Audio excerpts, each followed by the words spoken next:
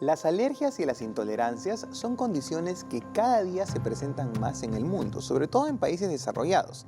Sin embargo, esto ha llevado a mucha investigación y a la vez también a confusión. Exactamente, porque muchas veces se utilizan estos términos alergia o intolerancia de manera intercambiable, pero no es lo mismo y es importante poder saber la diferencia para poder diagnosticar adecuadamente y por lo tanto poder dar el tratamiento que corresponde. Efectivamente, y yo, la verdad, como soy un poco ignorante en el tema, me gustaría aprender la diferencia y por eso tenemos una especialista invitada. Ella se llama Gabriela Pérez y es especialista en alergias e inmunología. ¿Cómo estás, Gabriela? Bienvenida. Muchas gracias. ¿Qué tal? Buenos días. Buenos días. Gabriela, vamos con la primera pregunta que es súper básica para que todos podamos entender un poco mejor. ¿Qué son las alergias y los alergenos o alérgenos? Las alergias vienen a ser una reacción exagerada, una reacción inflamatoria frente a sustancias que normalmente son inofensivas para nosotros.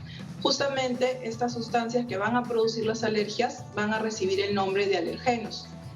Van a haber diferentes tipos de alergenos, ¿no? Podemos tener, por ejemplo, los ácaros, el polvo, el pelito de los animales, del perro, del gato, incluso alimentos tan comunes como huevo, leche, frutos secos pueden llegar a ser alergenos. Y Gabriela, una consulta. Las personas que tienen alergias, ¿nacen con estas alergias? ¿Es de nacimiento? ¿Y vendría a ser lo mismo, por ejemplo, con los medicamentos? Las alergias más que nada se van a ir presentando a lo largo de la vida. No tenemos diferentes tipos de alergias, en nuestras diferentes etapas se pueden ir presentando, pero sí hay una tendencia de la persona que nace ya con esta tendencia, con esta característica, ¿no?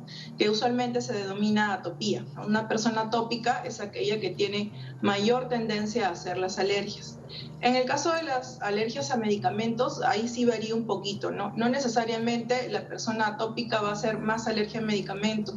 Incluso una persona que no es atópica, que no tiene esta característica, en algún momento de su vida puede llegar a reaccionar con medicamentos. Bueno, yo soy alérgica a la sulfa, por ejemplo. Y probablemente seas atópica, ¿no? Y es importante lo que nos está mencionando Gabriela, porque la atopía es, digamos, esta predisposición que todos podemos tener para ser alérgicos, ¿ok? Y la alergia pues es tan grande, por eso existen alergistas e inmunólogos. Y Gabriela, cuéntanos, ¿hay tipos de alergias o todos son iguales? No, sí, tenemos diferentes tipos de alergias, ¿no? Las podemos clasificar de diversas maneras, por ejemplo, por dónde se presentan. Tenemos principalmente las más comunes, las alergias respiratorias, la rinitis, el asma, otro tipo de alergias en piel, ¿no? La dermatitis atópica siendo las más comunes, la urticaria también puede tener una causa alérgica y también es en piel. Otros tipos de alergias ya vienen relacionados más con el tipo de alergeno. Por ejemplo, las alergias alimentarias que se van a presentar al consumir algún alimento, ¿no? Como les comentaba, huevo, leches, frutos secos. Las alergias a medicamentos y principalmente no las tratamos de ir clasificando porque como usted como comentas, es bastante amplio el tema. Así es, ¿no? súper amplio. Qué bacán. Y me he quedado pensando en el asma que has mencionado, Gabriela, porque yo de niño tenía mucha asma y de hecho ahora de grande se me ha disminuido mucho y sé que aparece por una reacción alérgica, ¿no? Entonces me suena mucho que de repente en el camino pueda disminuir, pueda aumentar de repente y de repente también con qué frecuencia aparecen, ¿no? Así como aumentan o disminuyen de repente en el tiempo, ¿con qué frecuencia una persona le puede aparecer la alergia? En nivel mundial tenemos estadísticas que entre un 10 o un 40% de la población puede llegar a ser alérgica. Ahora, las mayores porcentajes que obtenemos son de las alergias respiratorias, justamente de la rinitis y el asma. Y suele tener esa progresión, ¿no? Usualmente, como comentas, a veces uno de niño tiene más síntomas. Muchas veces de pequeño se inicia más con la parte de alergias en piel, luego tenemos alergias, pues se presenta más la respiratoria, la rinitis, claro. Y cuando ya estamos más grandecitos se asocia pues al asma, a este tipo de alergias, que pueden remitir un poco durante la adolescencia y la adultez, sí, eso es lo que se ha visto. pero a veces ya deja secuelas, ¿no? O sea, algunas personas ya tienen disminución del olfato, Claro. o ya Sí, hay pues, una claro. capacidad disminuida de la respiración, ¿no? Pulmonar. Gabriela, Eso es lo que se busca prevenir. Así Gabriela, es. ¿y las alergias pueden llegar a desaparecer completamente? Una persona siempre va a estar predispuesta, digamos, ¿no? Por ejemplo, yo soy alérgica a la sulfa y ya está como por dado de que no puedo tomar ningún medicamento que tenga sulfa, es más, siempre lo pongo en todas las entrevistas que me hacen. Pero se escucha mucho, por ejemplo, no, yo antes era alérgico a los mariscos y ya no, ¿no? O era alérgico a tal cosa y ahora ya no.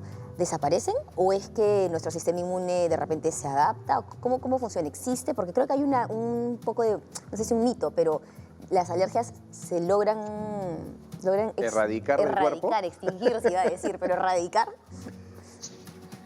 Ahí van a entrar a tallar muchos factores, ¿no? En los que podemos decir que podemos llegar a curar la alergia, o lo más parecido a una cura, vendría a ser en las alergias respiratorias como rinitis, asma. O sea, el estado de atopía, que es la característica del individuo, esa la va a tener siempre, incluso es heredable a sus descendientes.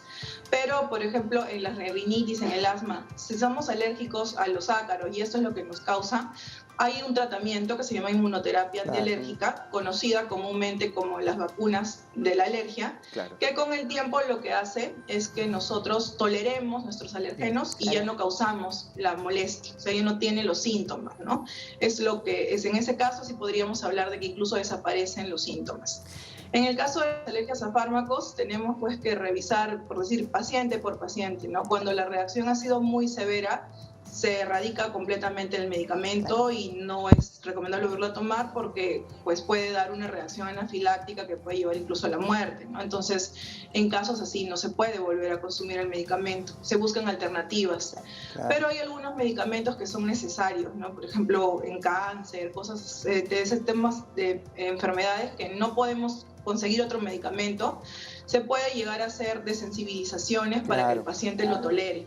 Pero esto tiene que ser pues bajo supervisión médica, incluso a veces entra el tema hospitalario, dependiendo de la necesidad del medicamento podría utilizarse. Claro. Y en alimentos mayormente vemos intolerancias que a veces se da o que no son verdaderas alergias, porque una verdadera alergia pues sí va a presentar la reacción apenas consume el alimento, no solamente una otra vez, ¿no? Sino van a ver siempre la reacción, ¿no? Claro, Gabriela, qué interesante, qué importante lo que nos mencionas, porque hay mucho conocimiento y también hay mucho de mitos respecto a esto. Confusiones, y voy ¿no? a dejar una pregunta para el siguiente bloque, que va a ser sobre la inmunoterapia, algo que has tocado que es importante. Así que vámonos a una pausa y te ruego, Gabriela, que después de la pausa respondamos a esta pregunta. Claro. Vámonos a la pausa.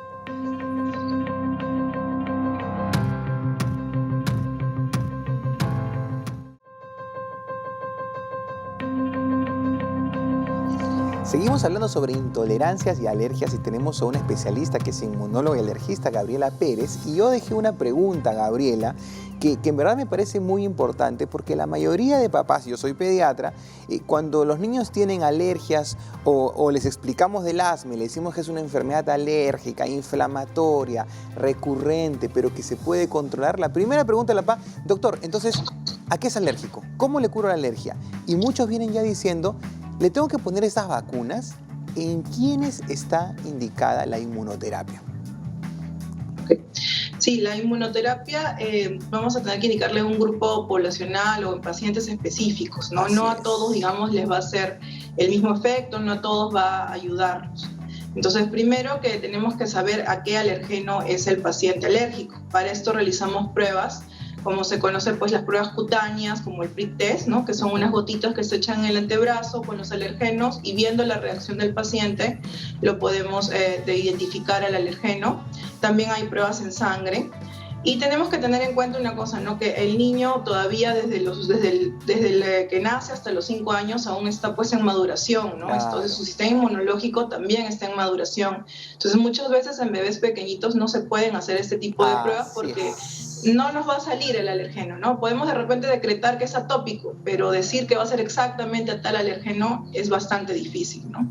Entonces, la inmunoterapia en algunos pacientes, idealmente a partir de los 5 años para adelante, ya cuando tenemos ya el alergeno, y tenemos que tener en cuenta las características de la enfermedad, o sea, la clínica, qué tanto son los síntomas y si no son controlables con medicación habitual.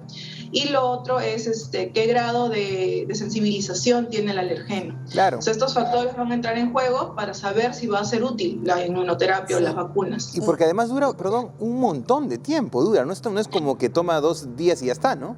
Claro, exacto. La inmunoterapia tiene un tratamiento dura de aproximadamente 3 años, ¿no? Wow. Eso es para poder obtener una buena respuesta un en el resultado, tiempo. claro. Claro, Gabriela, porque, dígame. disculpa que te corte, porque hemos hablado de las alergias, pero ¿qué pasa con las intolerancias? Porque ahí viene una confusión, ¿no? ¿Es que es alérgico a la leche o en realidad es intolerante? ¿Cuál es la diferencia para que nuestros televidentes puedan entender también un poquito esto y quizás, porque a veces la alergia suena un poco más grande, ¿no? Como que da un poquito más de miedo, más grave. ¿Cuál es la diferencia con las intolerancias? Las intolerancias, por ejemplo, para hacer como un comparativo, lo más común, ¿no? Que tenemos a la leche, a la lactosa, ¿no? Entonces, en este caso, lo que nos falta o lo que hay de deficiencia es una enzima que ayude a poder digerir bien. Entonces, ¿qué da los síntomas? Pues se puede dar náuseas, puede dar dolor abdominal, gases, incluso diarreas. Pero una persona que es verdaderamente alérgica, por decir, a productos de leche o a leche, es porque es alérgico a las proteínas que componen la leche, ¿no? No porque falte algo en su organismo o porque no esté funcionando bien algo, ¿no? Incluso para las personas que son intolerantes a la lactosa, se venden pues pastillas que ayudan a digerir, ayudan a disminuyen las molestias, ¿no? Que es la famosa Pero alergia a la proteína de leche de vaca. Así es. Claro. Claro, hay alergia a la proteína de leche de vaca que incluso no muchos, pero es bastante común en niños.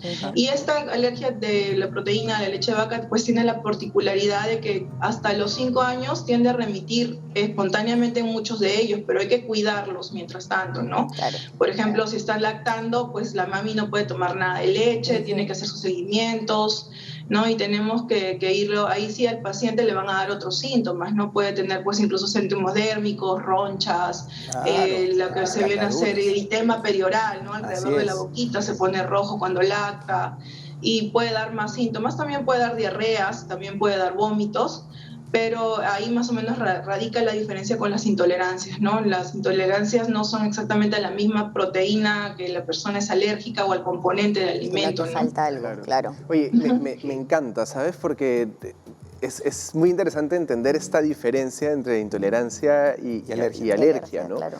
Y eso me lleva a pensar a los miedos que aparecen en las personas, por ejemplo, cuando comen camarón, ¿no? Langostinos, langosta, que puede llegar a cerrarse el pecho o el conducto respiratorio y la reacción alérgica podría ser mortal. Siempre todas las reacciones alérgicas podrían llevarte a algo así de catastrófico, digamos.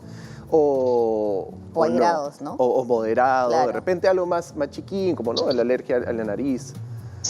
Claro, no, hay grados, ¿no? Definitivamente sí hay grados que van desde pues reacciones leves, moderadas y severas, ¿no?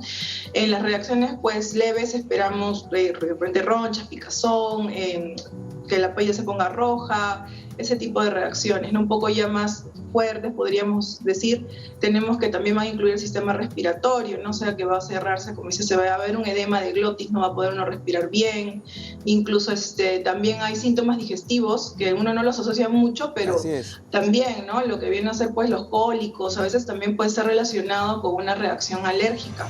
Y, pues, la más fatal o la más que es el shock anafiláctico, pues, que tenemos, pues, baja de presión o también, pues, se cierra, como les digo, la glotis, no puede respirar, hay un edema general, ¿no? Puede haber edema en una hinchazón de los ojos, de la boca, y esto ya es un shock anafiláctico, ¿no? Que tenemos que actuar inmediatamente, ¿no? Esa es la diferencia. Claro.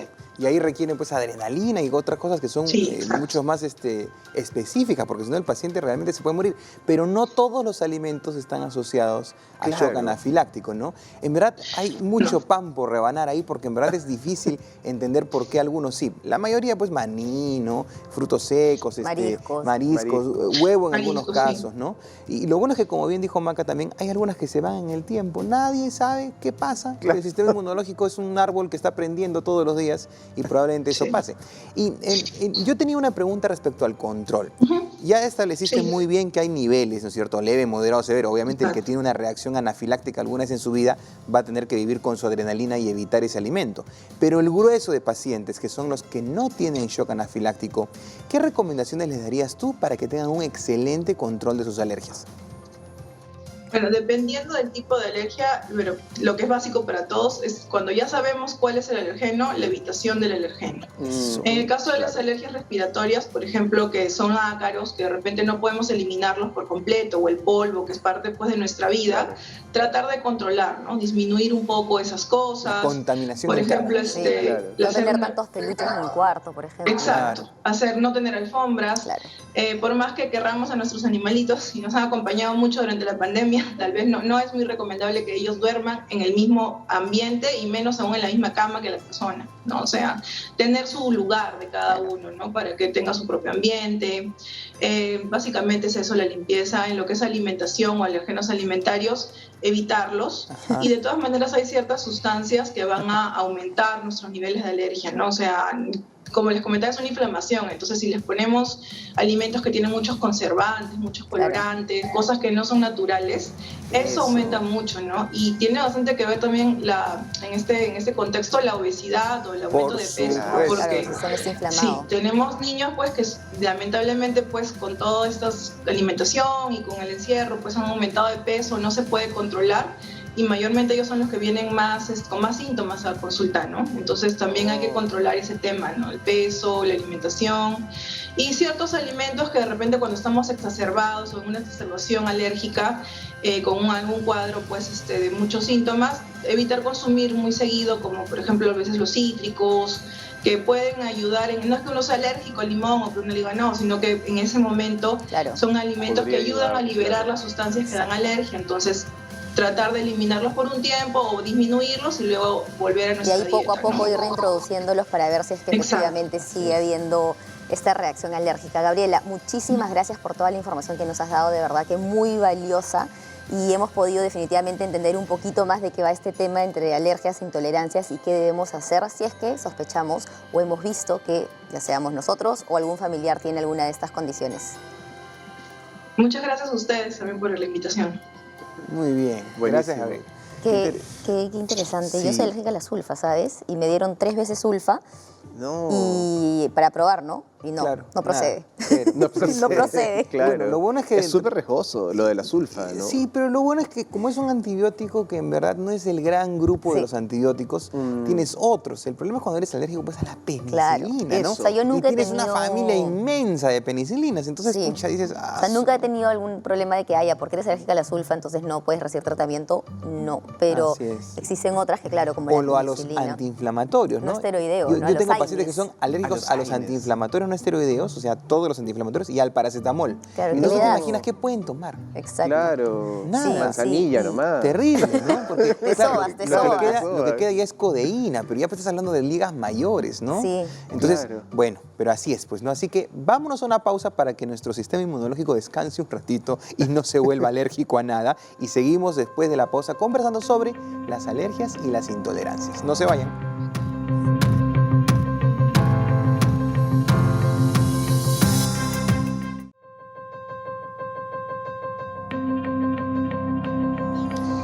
¿Qué tema para más amplio, en verdad? Entonces, las alergias, las intolerancias, es algo que los pediatras al menos lo vemos todos los días.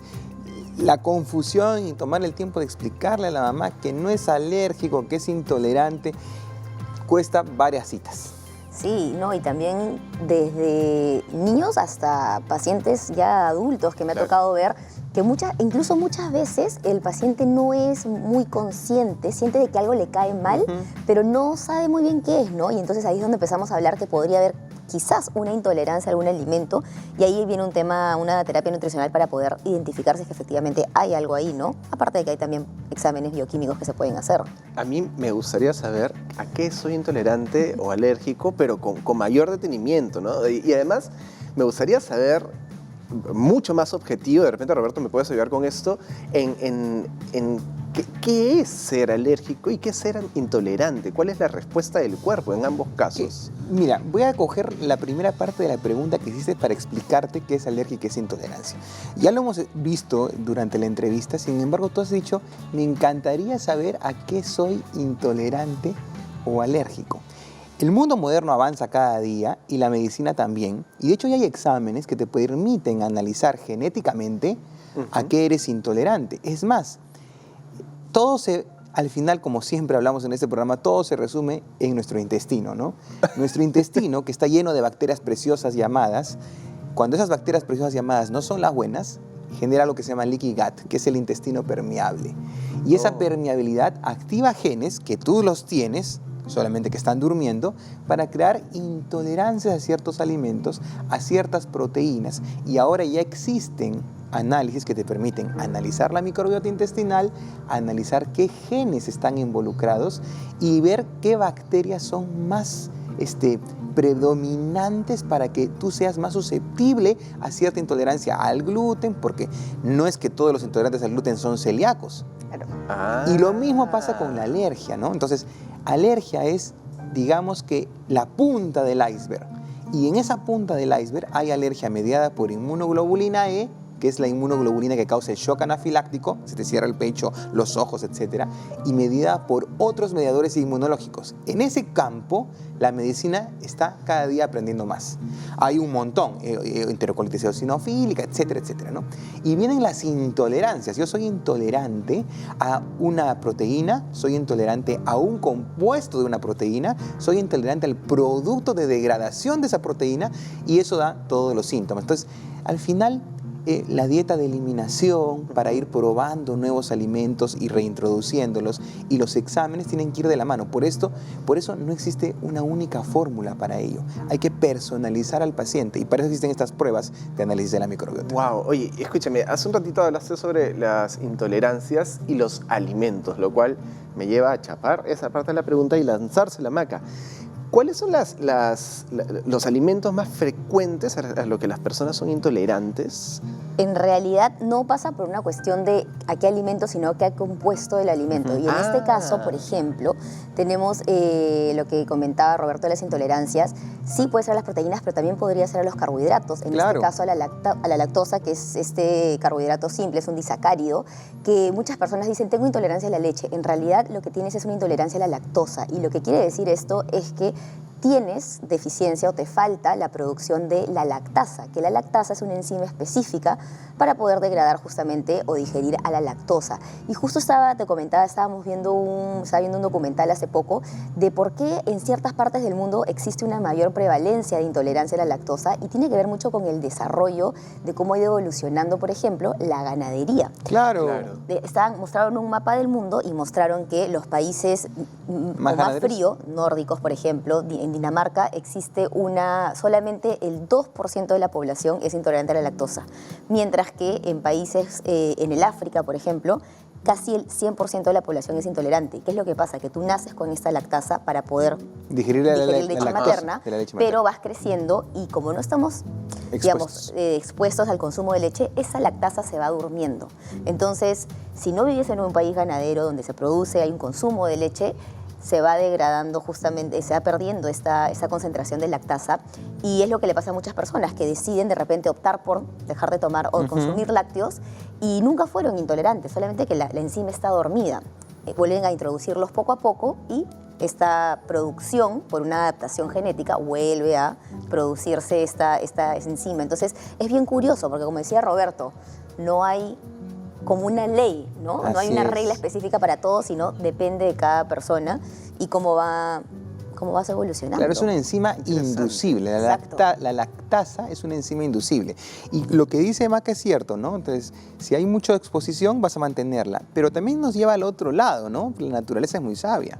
Entonces, ¿realmente necesitamos leche después de que Exacto, lactamos? ese es otro programa, ¿No es ese es otro cierto? programa. ¿No? Ahí dejó una como que Sí. abierto este panorama, ¿no? Increíble. Y otra cosa interesante, lo que mencionó Roberto también, las dietas de eliminación. Ah, eso es importantísimo. Pacientes Oh, vienen claro. y entonces tú le empiezas a hacer las preguntas y te empiezas a dar cuenta que hay un patrón, ¿no? Entonces, Claro. elimina cierta cantidad de alimentos para poder ver si es que los síntomas mejoran, ¿no? Si Mejoran. desaparecen. Y luego poco a poco vas introduciendo un solo tipo de alimento. Es decir, imagínate que eliminas el gluten, eliminas los lácteos y de ahí introduces Solo primero el el gluten. gluten. Y a ver, Ya, qué, a ver pasa. qué pasa. Luego lo eliminas otra vez luego, y así. Y Eso es entonces personalizar. es personalizar y Wow. cada organismo responde distinto. Chambón también. Sí, ¿ah? claro. Sí. Qué interesante, me encanta. Como siempre en este programa salgo así con la mente y me encanta. Miles de gracias, Roberto, Maca, en verdad que soy tan feliz de poder compartir con ellos esto porque me alimento demasiado. Así como espero que ustedes se hayan nutrido con toda esta información y nos vamos a seguir nutriendo en los siguientes episodios. Así que nos vemos en otro episodio. Adiós.